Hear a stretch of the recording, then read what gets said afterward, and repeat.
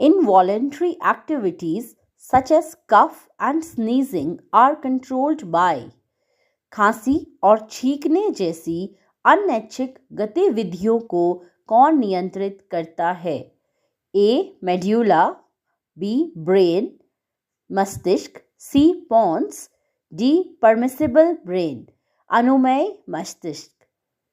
The answer is option A, medulla. Medulla controls the involuntary activities such as cough and sneezing.